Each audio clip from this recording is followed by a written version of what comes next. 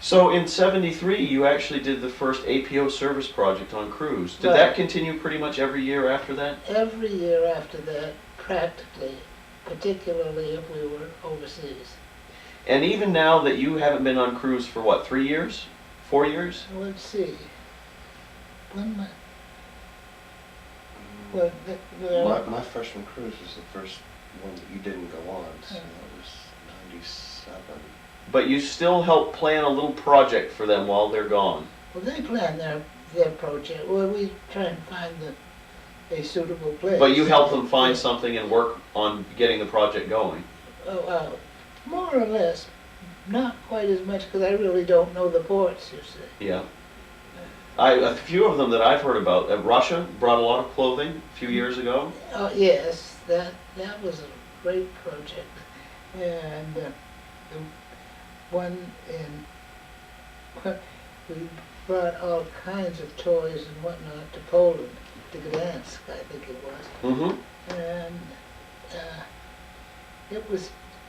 that was the wonderful, Poland, I sort of thought its poverty and the orphanage there was just as neat and clean, and we took a player piano, a toy player piano, and that was the first thing that they started with. And here it was, dashing through the snow in a one-horse open shed in the Poland. In English. In English. Isn't that something? But the young people had such a good time, the APOers, that several of them went back at night and played basketball with the orphans there. That's great.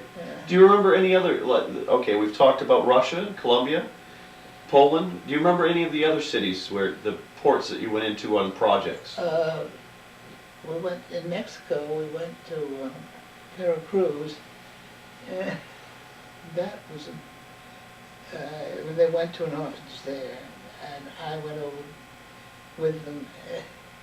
The children there were, of course, they all spoke Spanish, but we communicated, and we had just a wonderful time. Our students, the midshipmen, scoured the walls and painted and whatnot, and I played with the children. There you go. And had just a great time. They were fascinated with it.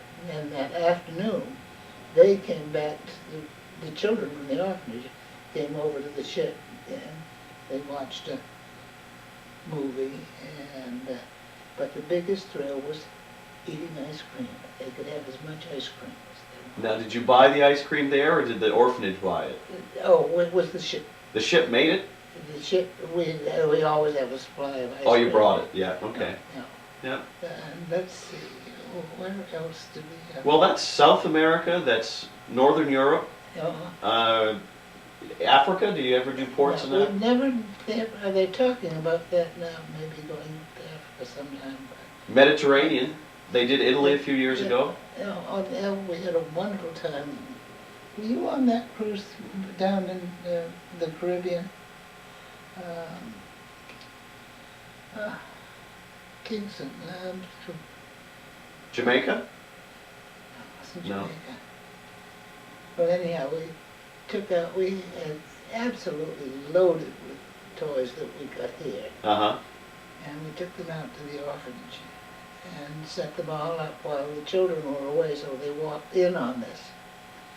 And it was just the fun and the It's like Christmas in July? Christmas in July is just about what it was. Yeah. They had a marvelous time. So you organize, not you, but the chapter here organizes collecting toys or or clothing or medical supplies, materials to bring with you on cruise. Yes.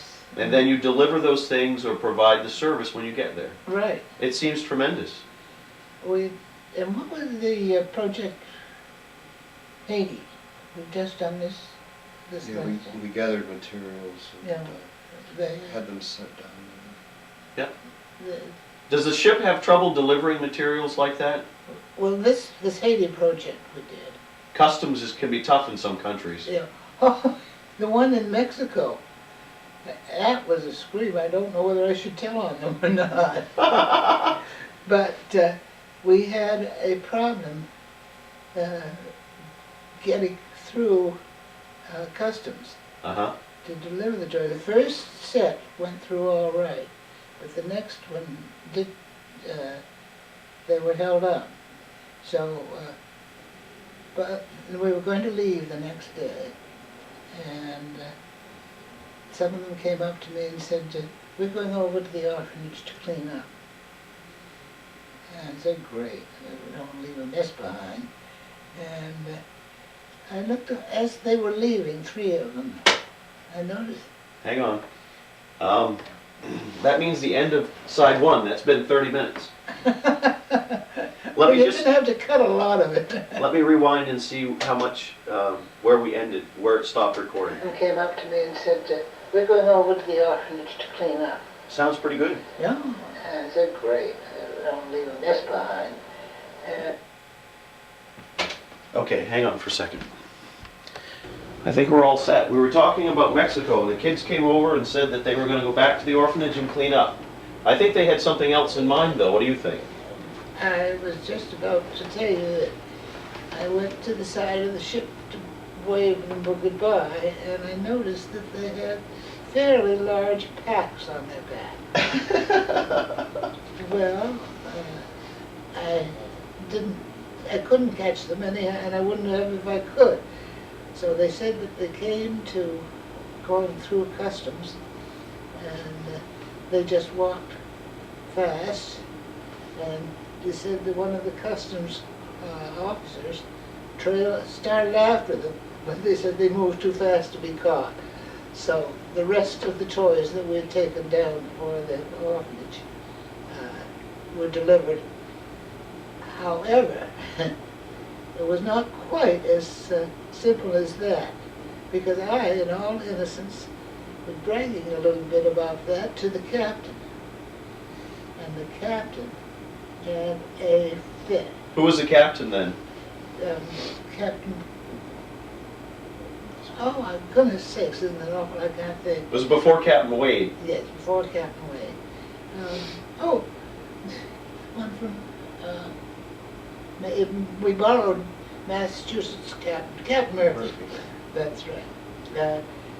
He said, "Do you realize that if they had gotten caught, that a ship might have been held up in port, and we would have been in real serious trouble?" Well, I gulped, but the end of the happy end of the story was that he never said anything to the students. They just wanted to make sure that the word got back to them that they had not done the proper thing. They hadn't followed the rules, but they tried to do a good thing. Yes, and I'd always, as I say, Captain Murphy was a perfect peach. He went with us once on our ship and once on their ship. And he was a very understanding man and very fond of it. So you must have worked with a lot of captains of the ship over the years. Yeah. Yes, let me see. Goodness, I can... Well, you don't have to recall them all. No. But that's 26 cruises, a lot of cruises. No. I don't imagine many people at the Academy can say they've been on 26 cruises. I don't think there are any, but consecutive.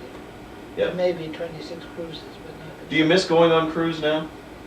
Yes, I miss it, but not as much as I thought I would. I thought I couldn't live without going. Yeah. But I found that I can amuse myself. Life is still pretty busy, even without cruise, isn't it? Yes, it is. But I am more than grateful for having had that experience. I was a very untraveled person when I went on my first one, but 3 trips to Russia. That alone is... That's quite a story in itself, isn't it? Itself, I would say, and it just, well, to see the changes from the first trip there, when we surrendered our passports at the end of the gangway and picked them up when we got back. We were didn't go anywhere by ourselves. We went by busloads wherever we were taken. But it was very impressive, very impressive. That was before Glasnost, I take it? It was, oh golly, now when was the first? 1975. First cruise to Russia? First cruise to Russia. We were the first merchant ship that had ever gone into. That had gone into Russia. That's amazing. And was there a trade-off between their cadets, their midshipmen, and you? Was that the purpose of? Was it a trading cruise? I really don't know what the technical, but how it happened, I don't know the what do you want to say? Technology of it or the details. The details. But it was beautiful. The gold and the trim and the statues were just beautiful. And the last trip we went, Russia had pretty deteriorated. Had it? Potholes, and it was sort of disappointing, but the freedom was amazing. You could pretty well go wherever you wanted to. So that was, and I can't remember the date of the last time we went in. What port did you use in Russia? Murmansk? No. Leningrad. Oh, Leningrad. Wow. Big city. Oh, yes. Well, some of us were taken by, the first trip, were taken by train, a special train, from Leningrad to Moscow. And we were treated royal. Just gorgeous food. Oh, one of the things, we were taken to lunch, and I don't remember the name of the place, but I had to go to the bathroom. And I had a navy blue suit on.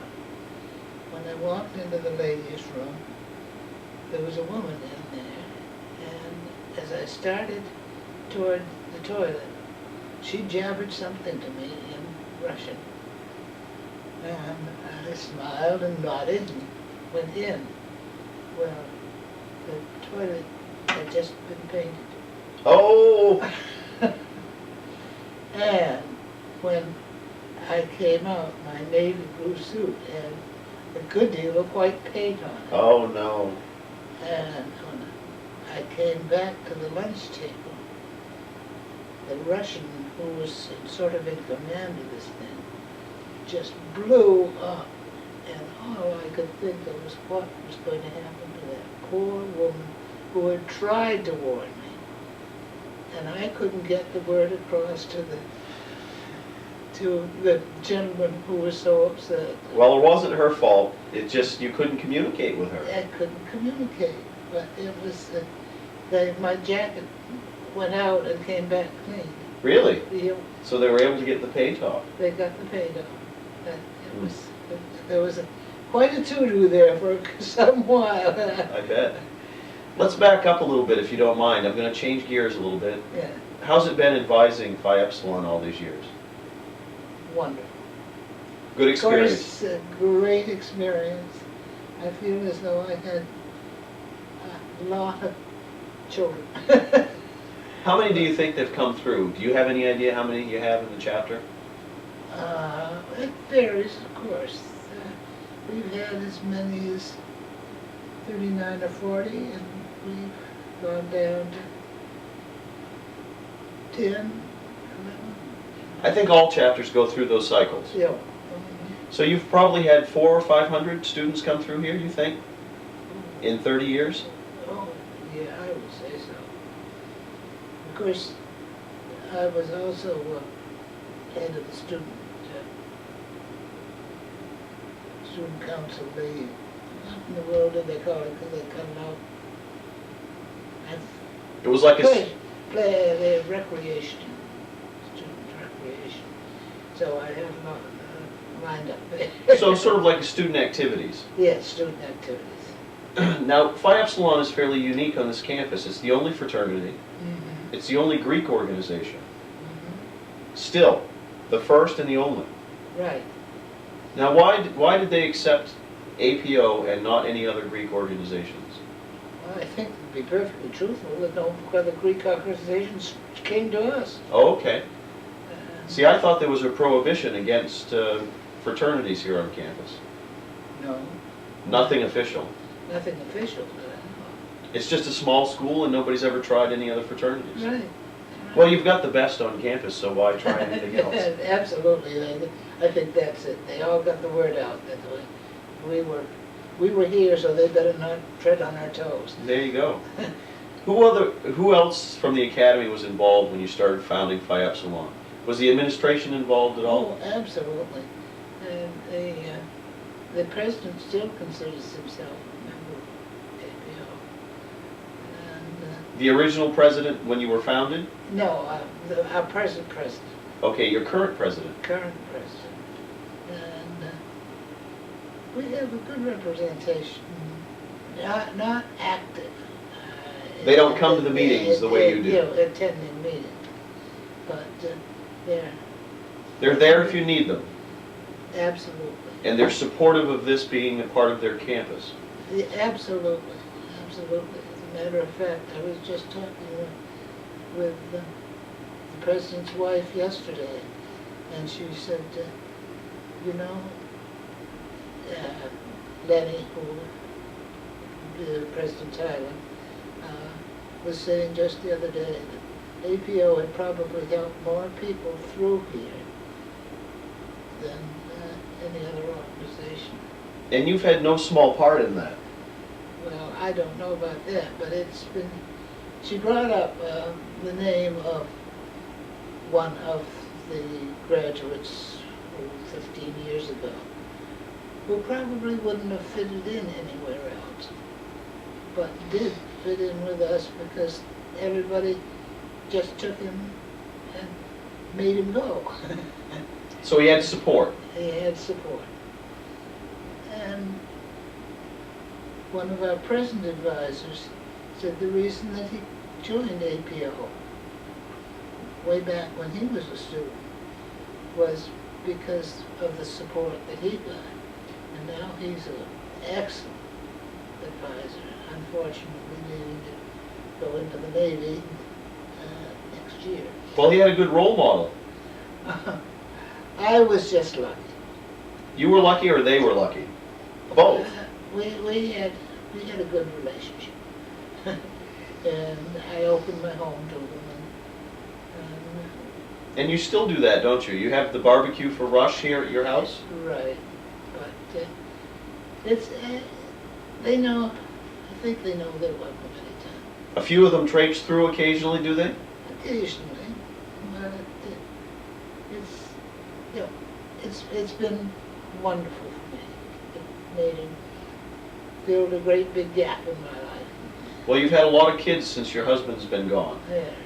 Right. Have they become like family to you, many of them? Many of them become my family. How do your own children feel about that? That you have all these kids up here of your own now? Well, they approve. They're very happy because they don't have Mom on their hands. No, I find that hard to believe. You have how many children of your own? Two. 2 children. And one is in Arizona. That's a long ways off. So she's very happy that I'm kept busy. And looked out for, I think, a little bit. Oh, that's it. I'm afraid they're soon. Surrogate children. Surrogate children. And, no, my son just is delighted that I found this way of life. How many grandchildren do you have? Well, I have 1, 2, 3, 4, and I have 3 great-grandchildren. 3 great-grandchildren? Yes. So how young are they?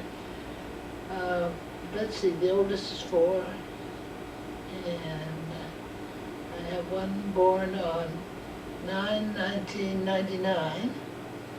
Oh, I don't think I'll forget his birthday right away. Is that the youngest? And then a little girl younger than that, about 8 months old. Wow. Do you get to see them much? No, I don't get to see the Arizona but they come in this once in the summertime, both times. And the other lives in just outside of Portland, so I see them a little more. Mm-hmm. Well, actually, weren't you staying with them last year during the Region 1, Region 2 conference in Portland? You stayed with them? No, I stayed with my son. With your son, yes. Son, and daughter-in-law. Yeah.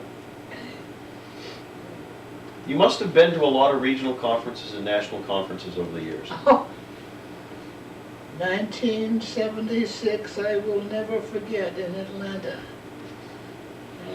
That was when they were battling over whether girls should be admitted. And here I sat, female, listening to it going on. Now, you were recognized as a brother, as an advisor, in 1969, as a chartering member, founding member of this chapter, though. I know, but I don't know how many students did this, how many brothers nationally knew that. But those that were active in the fraternity and in the board and things like that knew that you were a brother because you were an advisor. Oh. And they must have accepted you that way. There's a tremendous amount of respect in the older members of the board for you, I know. Well, as I say, but this was not about me, except that I was the female listening to this battle about other females, that would they be admitted or not. How did you feel about that? Well, we went right ahead. We had accepted females for